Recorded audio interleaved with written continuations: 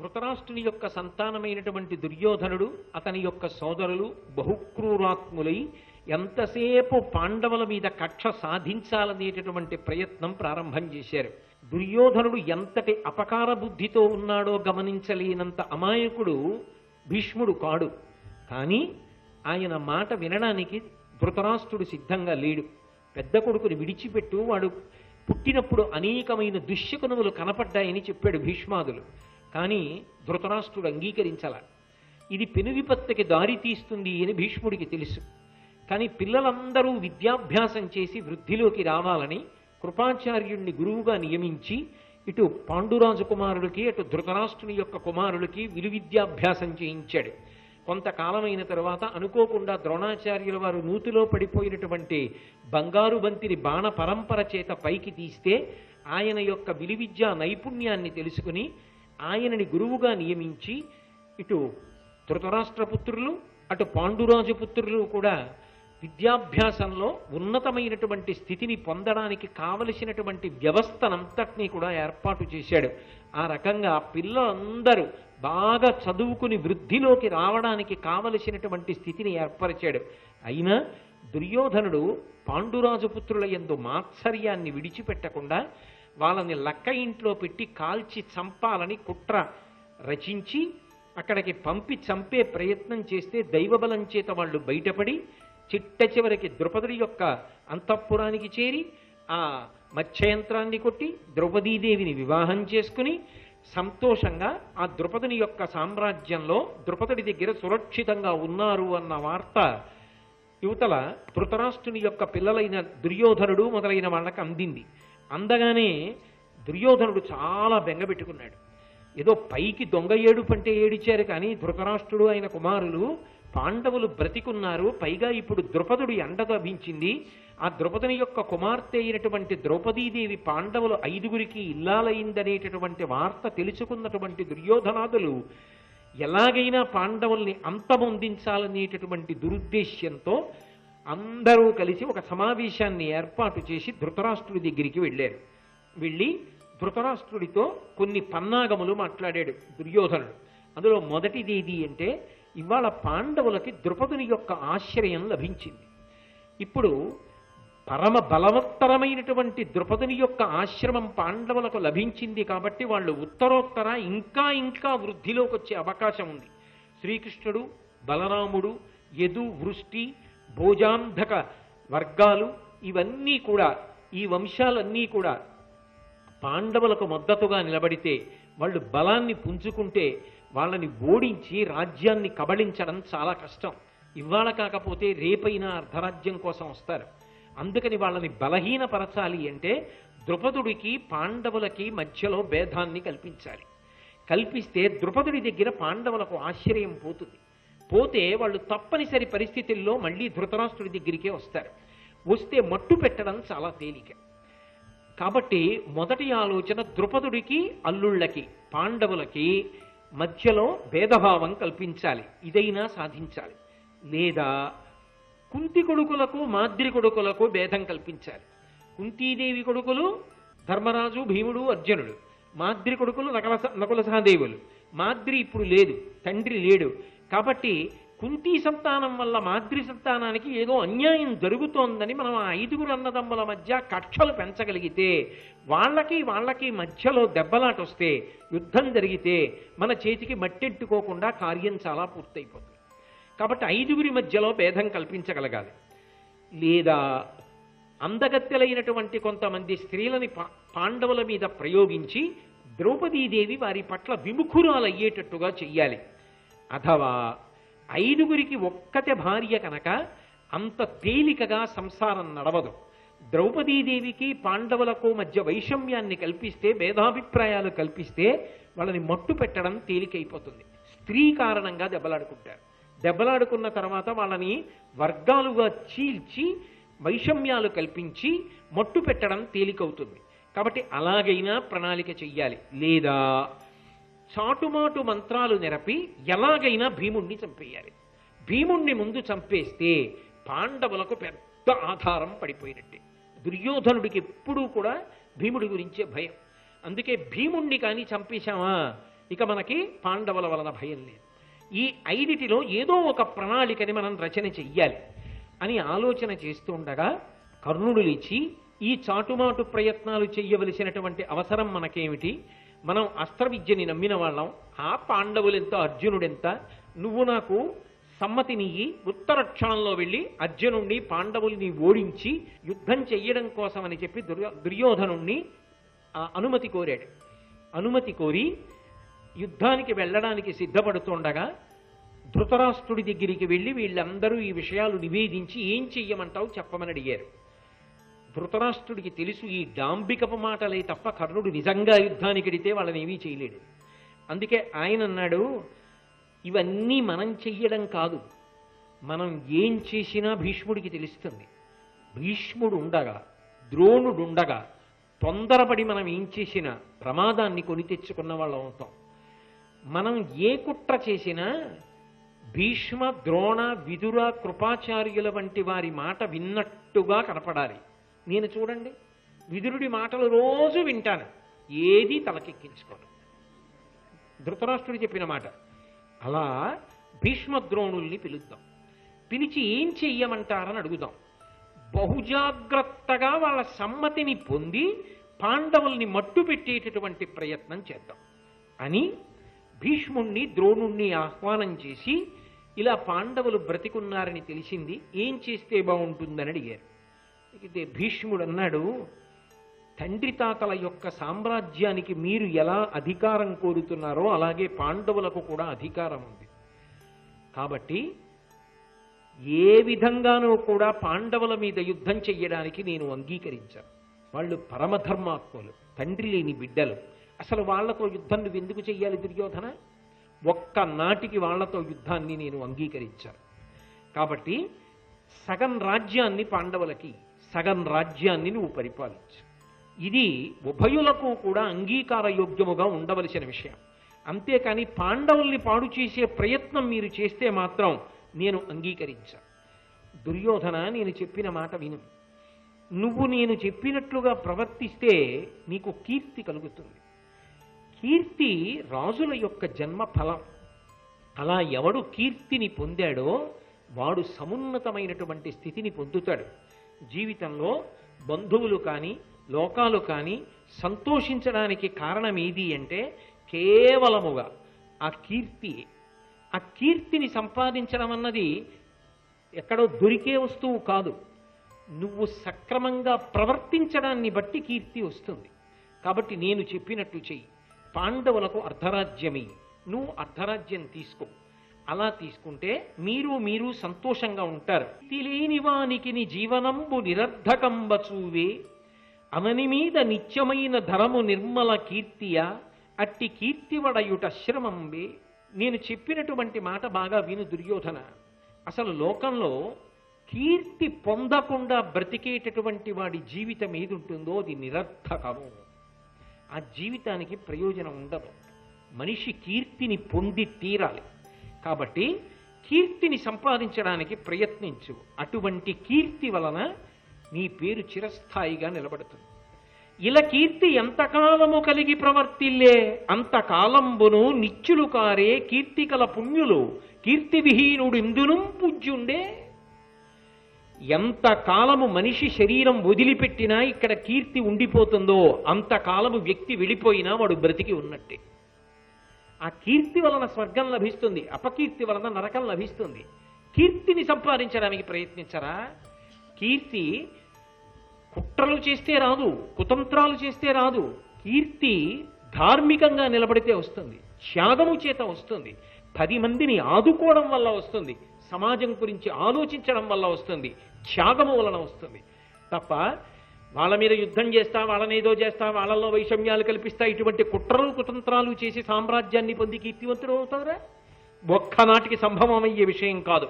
కాబట్టి పాండవులకు అర్ధరాజ్యం ఇవ్వవలసిందే.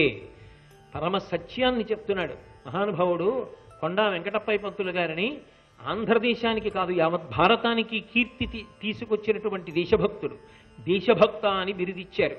ఆయన సమస్తం దేశ స్వాతంత్రం కోసం త్యాగం చేశారు. ఎవడు సమాజం కోసం భగవంతుడిచ్చిన విభూతిని త్యాగం చేసేసాడు. నా దగ్గర ఇది ఉంది, ఈ ఉన్నది సమాజం కోసం వెచ్చిస్తాను, నా వలన సమాజానికి ఉపకారం జరిగితే చాలు అని తృప్తిపడి వెళ్ళిపోయాడు. అంతే తప్ప మీరు దీన్ని వాడి ఉంటే ఎంత సంపాదించేవారో అంటే ఓ చిరునవ్వు నవ్వి దాని గురించి ఆశ లేకుండా ఆఖరి ఊపిరి వరకు భగవంతుడిచ్చిన విభూతిని త్యాగమయంగా సమాజానికి అందించారో వాళ్ళు చిరంజీవులై కీర్తిశేషులై ఇప్పటికీ మహనీయులై నిలబడి వాళ్ళ యొక్క చరిత్రలు చదువుతున్నామా లేదా? ఒక కొండా వెంకటప్పయ్య పంతులు గారికి, ఒక రఘుపతి వెంకటరత్న నాయుడు గారి గురించి, ఒక సత్యలింగ నాయకర్ గురించి, ఒక అహోబలరావు గారి గురించి పిల్లలకి చెప్పకపోతే ఎంతంత కష్టాలు పడి ఈ స్వాతంత్ర్యం తీసుకొచ్చారో, ఎంతంత కష్టాలు పడి నవభారత నిర్మాణం చేశారో, వాళ్ళు ఎంత ఆర్తి పొందారో తెలియకపోతే పిల్లలకి దేశభక్తి రమ్మంటే ఎక్కడి నుంచి వస్తుంది? అది త్యాగం అంటే, అది కీర్తి అంటే. ఆ కీర్తి స్వార్థం వల్ల రాదు, కుట్రల వలన రాదు, కుతంత్రముల వలన రాదు, విశాల హృదయము వలన వస్తుంది, త్యాగము వలన వస్తుంది, ధర్మము వలన వస్తుంది. దుర్యోధన, బుద్ధిహీనుడవై మాట్లాడకు.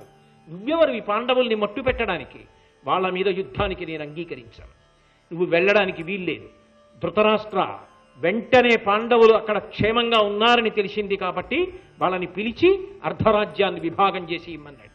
భీష్ముడికి భయపడి, ద్రోణుడికి భయపడి, కృపాచార్యుల వారికి భయపడి, భీష్ముడు ఏదంటే ద్రోణుడు అదే అంటాడు. పెద్దలని ధిక్కరించి చెయ్యలేరు కనుక పాండవుల్ని వెనక్కి స్వాగతం పలికి విదురుణ్ణి పంపి తీసుకొచ్చి సంతోషంగా హస్తినాపురంలో ఉంచుకుని అర్ధరాజ్యం ఇవ్వడానికి ధృతరాష్ట్రుడు సిద్ధపడ్డాడు. భీష్ముడి లాంటి ధర్మాత్ముడే లేకపోతే ఆనాడు దుర్యోధనుడు ధృతరాష్ట్రుడు కలిపి ఎంత పన్నాగాలు పన్నుదురు. మహానుభావుడు సమాజ రుణాన్ని తీర్చుకున్నాడు. తండ్రి లేని పిల్లలు రెక్కల కింద పెట్టి కాపాడి వాళ్ళని రాజ్య విభాగం చేయించి ఇప్పించి రక్షించాడు. అంతటి మహానుభావుడు, ప్రాతస్మరణీయుడు. అందుకే భీష్ముడి పేరు చెప్తే నృసింహావతారం కూడా సంతోషిస్తుందట. అంత గొప్ప చరిత్ర కలిగిన భీష్మాచార్యుల వారు, ఆయన గురించినటువంటి కొన్ని అద్భుతమైన విశేషాలు. ఒక అవతారమే. అసలు మహాభారతంలో శిశుపాల వధ కృష్ణావతారం యొక్క ప్రయోజనాల్లో ఒక ప్రధానమైన ఘట్టం. అసలు కృష్ణావతార వైభవాన్ని రాజసూయ యాగంలో చెప్పిన మహాపురుషుడు భీష్ముడు. ఆయన అంటాడు, ఇలా కీర్తి ఎంతకాలము కలిగి ప్రవర్తిల్లే అంతకాలంబును నిత్యుల కారి కీర్తి గల పుణ్యులు, కీర్తి విహీనుడిందును పూజ్యుండే అంటాడు. అసలు భగవంతుడు ఒక మనిషి ఇంతకాలం బ్రతకాలి అని కొంతకాలాన్ని జీవితం రూపంలో ఇస్తాడు. అది శ్వాసల మీద ఆధారపడి ఉంటుంది. శరీరం పడిపోవడం మృత్యువు కాదు. శరీరం పడిపోయినా కొంతమంది శాశ్వతత్వాన్ని పొందుతారు. వాళ్ళ యొక్క పేరు మాసిపోదు. లోకంలో ఆ పేరు తరచుగా వినపడుతూనే ఉంటుంది. వాళ్ళ మూర్తి జ్ఞాపకానికి వస్తే మనస్సుకి శాంతి కలుగుతుంది. వాళ్ళు చెప్పిన మాటలు ఎప్పుడూ జీవితాల్ని దిద్దుకోవడానికి రాచబాట పరిచి ఉపయోగపడతాయి. వాళ్ళు చేసినటువంటి పనులు రాబోయే తరాలనన్నిటినీ కూడా ఎప్పటికీ ఉద్దీపనం చేస్తూనే ఉంటాయి. అవి దేని వలన వస్తాయి అంటే, మనిషికి పుట్టుకతో ఏ గుణాలు వచ్చాయో ఆ గుణాలతో చనిపోయే వరకు ఉండడం చేత కాదు. కామము, క్రోధము, లోభము, మదము, మోహము, మాత్సర్యము వంటి అరిషడ్వర్గములు పుట్టుక నుంచి మరణించే వరకు ఉంటాయి. దానికి ప్రత్యేక శిక్షణ ఏం అక్కర్లేదు. కోపం తెచ్చుకోవడం కోసం శిక్షణాలయములు అని ఏముండవు. కోపం తగ్గించుకోవడానికి మంచి మాటలు వినాలి, మంచి పుస్తకాలు చదవాలి. కామమునకు వశపడిపోవడానికి ప్రత్యేకంగా ఏమీ తర్ఫీదక్కర్లేదు. కామమునకు వశపడకుండా ఉండడానికి మంచి పుస్తకాలు చదవాలి, మంచి విషయాలు వినాలి. ధర్మాన్ని విడిచిపెట్టేయడానికి ప్రత్యేకంగా ఏ విధమైనటువంటి శిక్షణ అక్కర్లేదు. కానీ ఎంత కష్టం వచ్చినా ధర్మాన్నే పట్టుకోవాలంటే మాత్రం మంచి పుస్తకాలు పట్టుకోవాలి.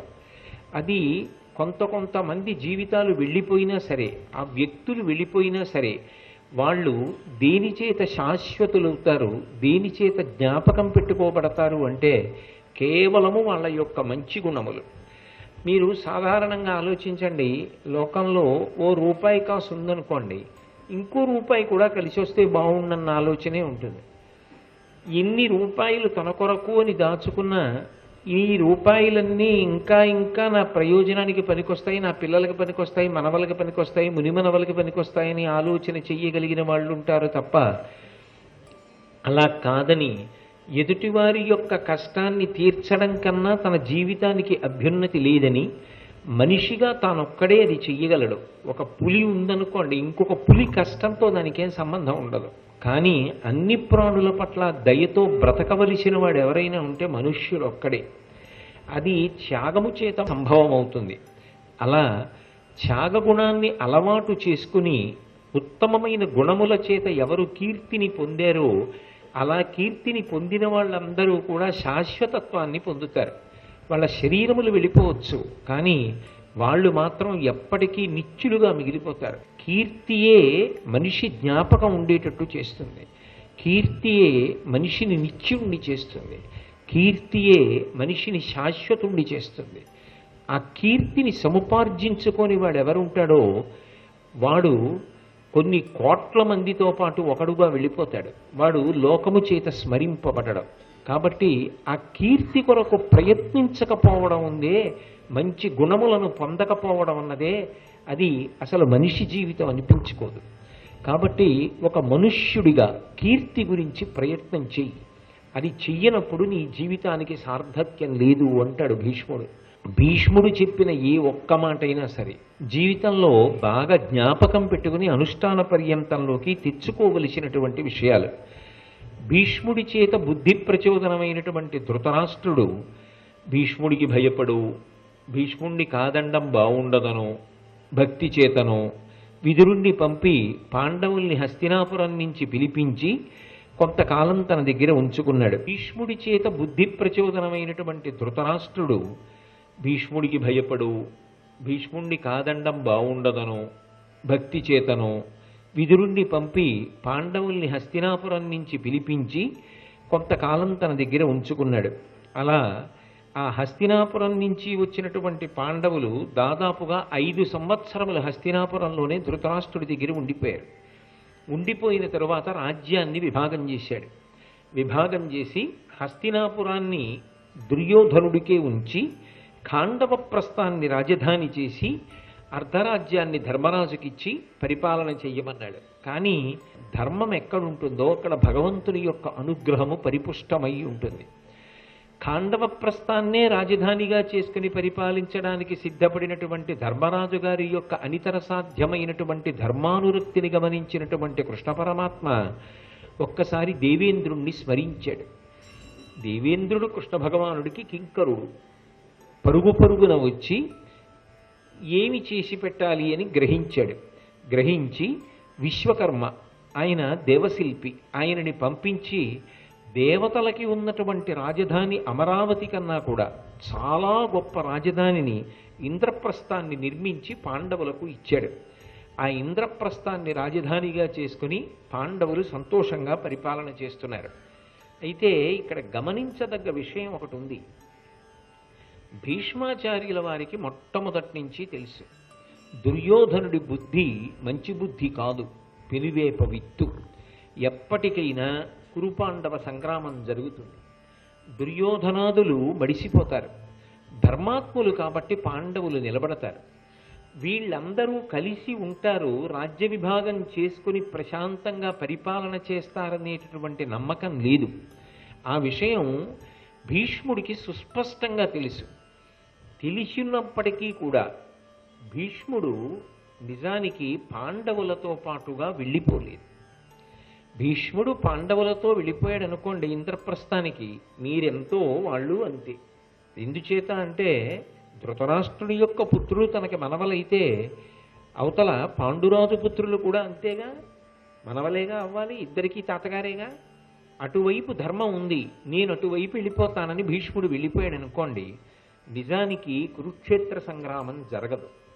ఎందుకు జరగదు అంటే భీష్ముడికి స్వచ్ఛంద మరణం వరం ఉంది. భీష్ముడు పరశురాముణ్ణి కూడా గెలిచినవాడు. సకల అస్త్ర విద్యా పారంగతుడు, సకల శాస్త్ర పారంగతుడు, ధర్మానుష్ఠాన తత్పరుడు, అర్ధకామములను జీవితంలో పరిత్యజించి ధర్మమునకు కట్టుబడినవాడు, పరిపూర్ణముగా పరమేశ్వరుని యొక్క అనుగ్రహమునకు పాత్రుడైనవాడు. అటువంటి భీష్ముడు దుర్యోధనాదుల్ని విడిచిపెట్టి పాండవుల దగ్గరికి వెళ్ళిపోయాడు అనుకోండి, అసలు ఏ ధైర్యం చూసుకుని దుర్యోధనుడు యుద్ధం చేస్తాడు? భీష్ముడు వెళ్ళిపోగానే ద్రోణుడు వెళ్ళిపోతాడు. ఎందుకంటే లోకంలో ఒక సామెత, ఎక్కడ భీష్ముడు ఉంటాడో అక్కడ ద్రోణుడు ఉంటాడు అని. అయినప్పుడు మరి భీష్ముడు వెళ్ళిపోయాడు అనుకోండి పాండవుల దగ్గరికి, ద్రోణుడు కూడా వెళ్ళిపోతాడు. వెళ్ళిపోతే అసలు కురుక్షేత్ర సంగ్రామం జరగదు, ఏమీ చెయ్యక్కర్లేదు. భీష్మద్రోణులు ఇద్దరూ వెళ్ళిపోతే కురుక్షేత్ర యుద్ధం ఆగిపోతుంది. వాళ్ళ జోలికి వెళ్ళలేడు దుర్యోధనుడు. అయినా భీష్ముడి మాత్రం పాండవుల దగ్గరికి వెళ్ళలేదు, హస్తినాపురంలోనే ఉండిపోయాడు. ఇంద్రప్రస్థాన్ని రాజధానిగా చేసుకుని ధర్మరాజు గారు పరిపాలన చేసినంత కాలము వెళ్ళలేదు. తదనంతరం మాయాజూదంలో ఓడిపోయినటువంటి ధర్మరాజు తన సోదరులతోటి భార్యతోటి కలిసి అరణ్యవాసానికి వెళ్ళిపోయినప్పుడు కూడా భీష్ముడు వెళ్ళలేదు. ఎందుచేత భీష్ముడు వెళ్ళలేదు?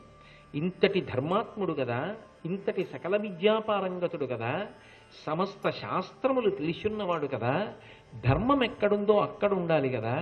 మరి పాండవులు ధర్మాత్ములని తెలిసున్నవాడు కదా, పోనీ ఇంద్రప్రస్థాన్ని రాజధానిగా చేసుకుని పరిపాలన చేస్తున్నప్పుడు వెళ్ళాడు అంటే ఏదో ఇవాళ వాళ్ళకి రాజ్యం వచ్చింది కాబట్టి వెళ్ళిపోయారు అనుకుంటారని వెళ్ళలేదండి అని మనసు సరిపెట్టుకుందాం అనుకున్నా, వాళ్ళు అరణ్యవాసానికి వెళ్ళినప్పుడైనా వెళ్ళిపోవాలి కదా. మరి ఎందుకు వెళ్ళలేదు భీష్ముడు అంటే దానికి ఒక కారణం ఉంది. మొదటి కారణం, అసలు శంతన మహారాజు గారికి కుమారుడిగా భీష్ముడు తాను ఉదయించినది మొదలు ఆ వంశం అంతరించకుండా ఉండడం కోసం ఆయన పడినటువంటి కష్టం అంతా ఇంత కాదు, అంత కష్టపడ్డాడు.